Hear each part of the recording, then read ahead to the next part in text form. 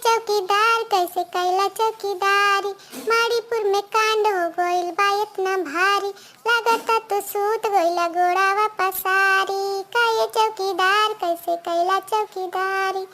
TV पर दिखावल जाता, टीवी पर दिखावल जाता ज्योति आलोक के, टीवी पर दिखावल जाता ज्योति आलोक के। माड़ीपुर में इज्जत गुंडे लूटे ताल ठोक के, माड़ीपुर में इज्जत गुंडे लूटे ताल ठोक के। मुंह दिखाई करा पाकिस्तान वाली हर जाई के, नंगा घुमावल गोइल फौजी वाली भाभी के, नंगा घुमावल गोइल फौजी वाली भाभी के। इज्जत उनके लूटा, इज्जत उनके लूटे गुंडे देखा बारी बारी, इज्जत उनके लूटे गुंडे देखा बारी बारी। जाइए पत्रकार तू हर थू है पत्रकारी, जाइए पत्रकार तू हर थू है पत्रकारी, लागता तो सूत गइला गो।